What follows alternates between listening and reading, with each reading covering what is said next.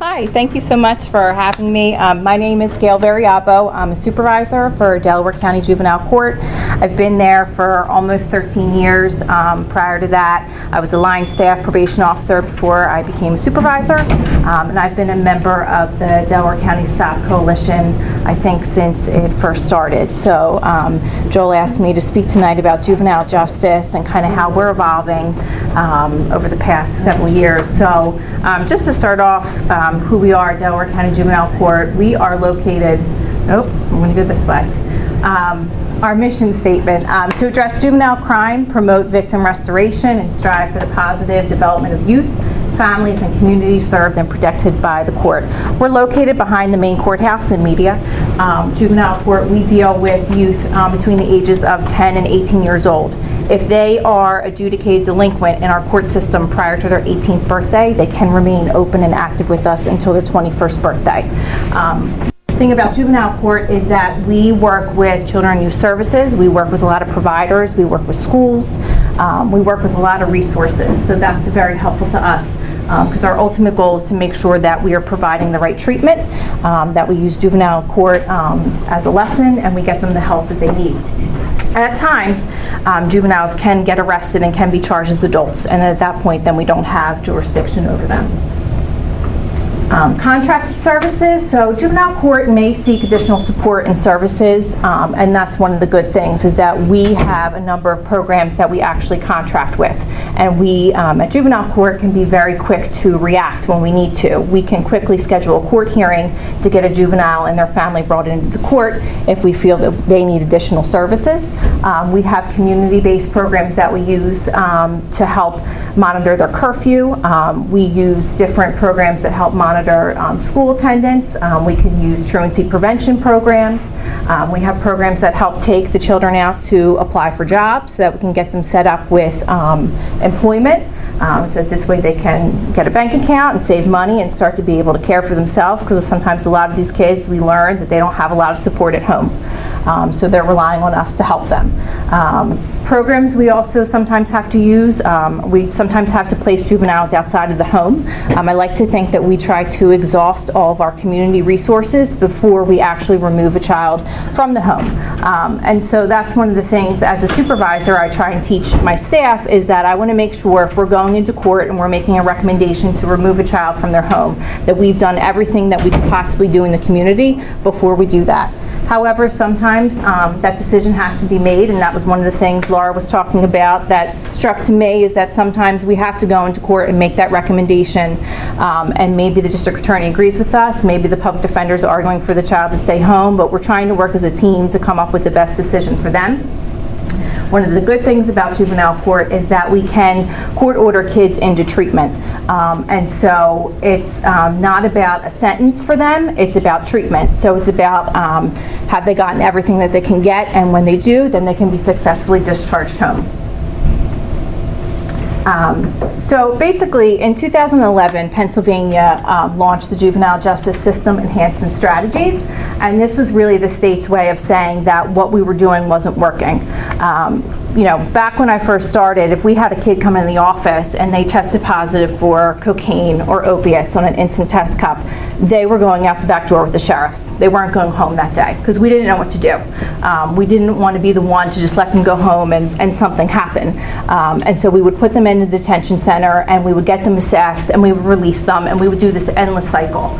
So over the years, what's really big for us is we've started to develop these collaborations and relationships with our outpatient drug and alcohol providers. So much so that we became comfortable, or I could say I became comfortable, my staff became comfortable going into court and informing the court that yes, the child came in a few days ago and tested positive, however, we were able to contact the outpatient provider that they're attending. They came up with a safety plan, the parents are on board, we're going to follow this treatment plan, and if there's any problems, then we'll bring them back to court. We're not asking for their detention today.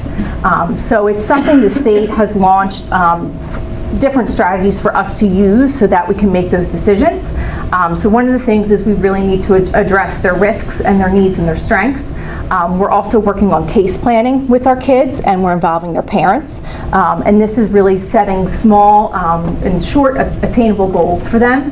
And we're looking to provide specific interventions and programs to address their identified risk factors. With that, I could tell you that our county right now is in stage 2.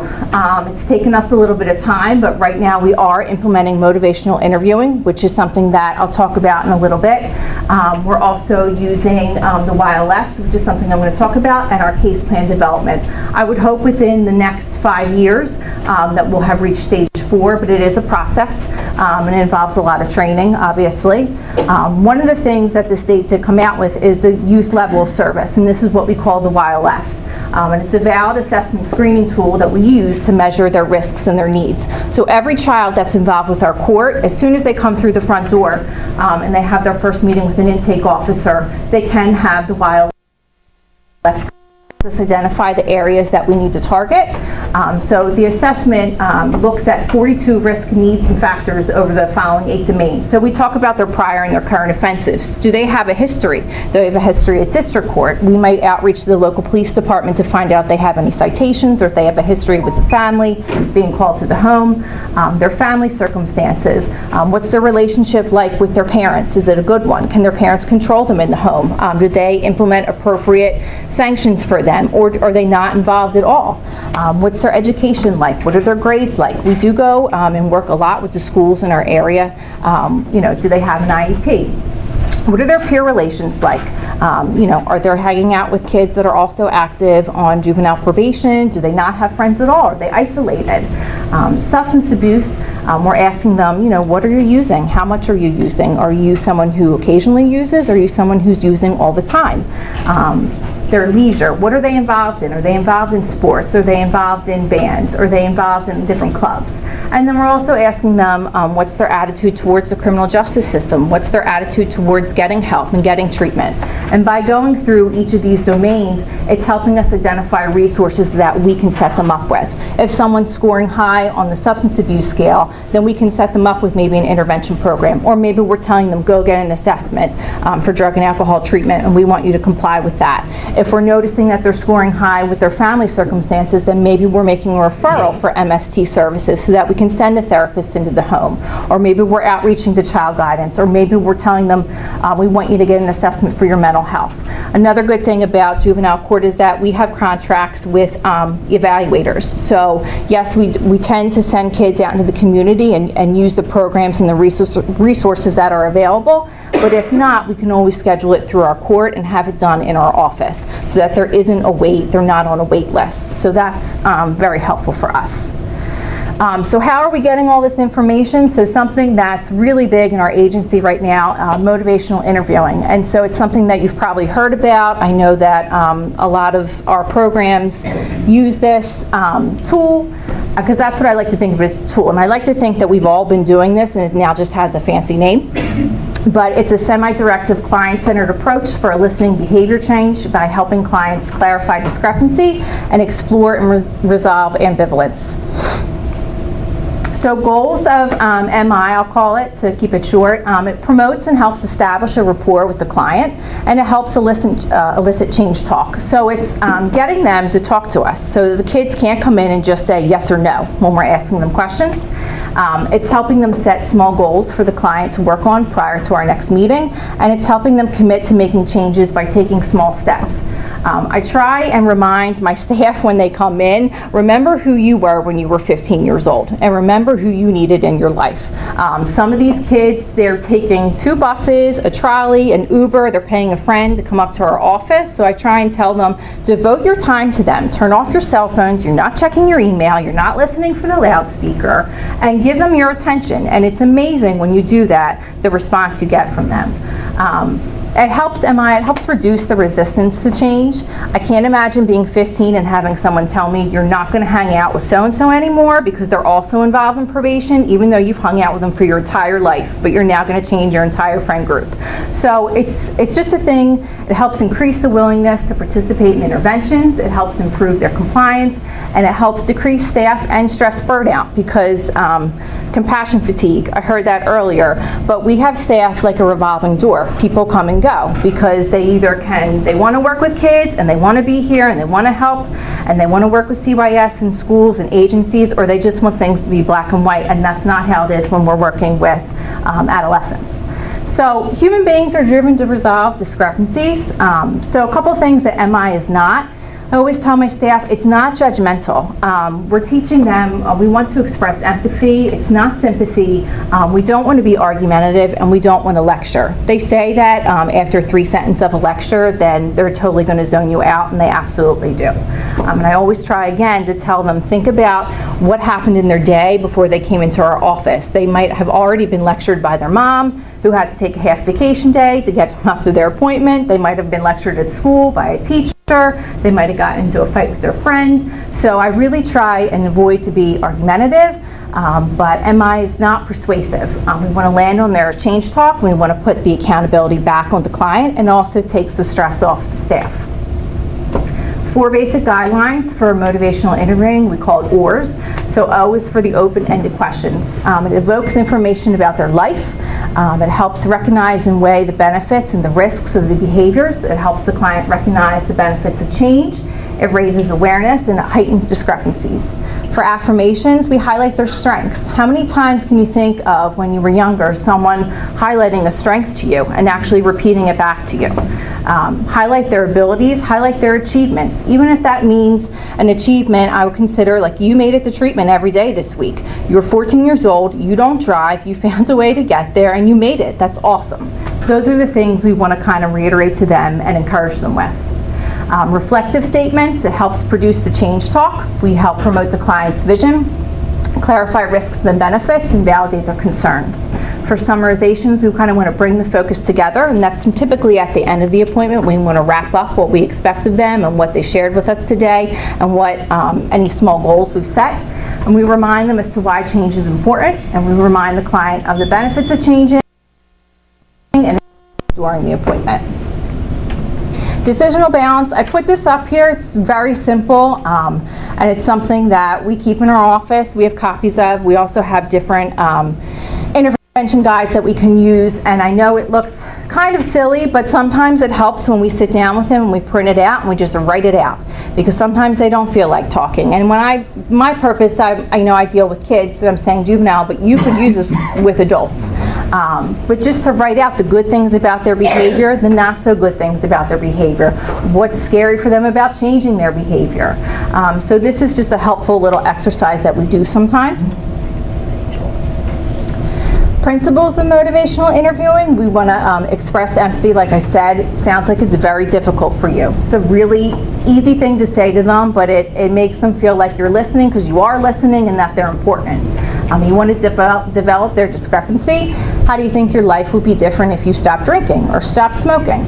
And I always tell my staff, roll with their resistance. A lot of times kids comes in and they might have a chip on their shoulder, they might have an attitude, or my famous line from my POs is, well, they lied to me. They lied right to my face. Of course they lied to you. They're 16, 15, 17, and you're telling them what to do. So just roll with it. Sometimes if kids come in and they don't feel like talking, we don't push it. We say, you know, next appointment, give you a goal, and you'll come back next week until we develop a relationship and you feel comfortable speaking with me. We want to promote self-efficacy. It sounds like you recognize the risks of your behaviors, and we want to amplify their ambivalence. Tell me some good things and some not so good things regarding your behaviors. Benefits of MI, this is huge. It takes the pressure off of staff, and it places the change in the client's hands. It helps develop a rapport. 3 main questions I say you can ask: how can I help you? Again, that's another big thing. A lot of kids, they don't get asked, how can I help you? They just get told what they're supposed to be doing. You know, what do you need to know about? We have a lot of kids that come in that we tell them, you know, you have to go get an assessment, and they don't have insurance and they don't know how to get insurance. So we sit down and we go through that with them. What does this choice mean for your future? Again, it promotes their self-change, and it sets small achievable goals, and it helps elicit the change talk. And we call it the darn C, but it's the desire for change, it's the ability for change, it's the reason for change, it's the need for change, and it's the commitment to change.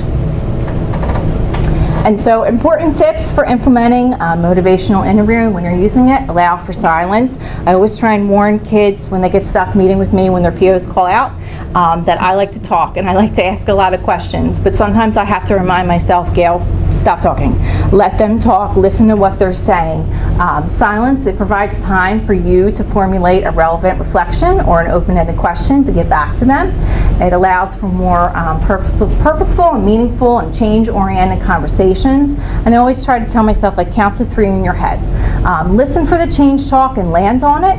Don't address the attitude, focus on their behaviors. And for your staff, it's really important that you give them good feedback and that you give them practice and training and boosters. For Delaware County, our staff are coded on their motivational interviewing that they're using with their clients 4 times a year. And then we also have a motivational interviewing team that gets together, and we come up with worksheets and different activities that we send out to the staff, and we ask them to do it, and then we come back as a group. And then we also have booster trainings so that we're always kind of keeping up with what's new and what's up and coming. And so that's really what I have for juvenile justice. I just wanted to share that. So juvenile justice, we have used the CRS program. I shared with Joel the other week that we had a situation, and one of the things is I'm very big into advocating for the child to go through the treatment process with the professionals rather than us have to step in and request a bench warrant and put you in the detention center, which sometimes we have to do.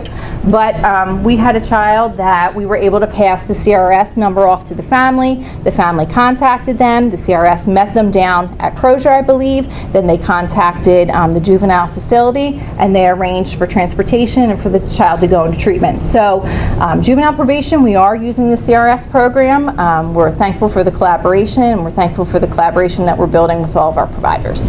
So. Thank you so much.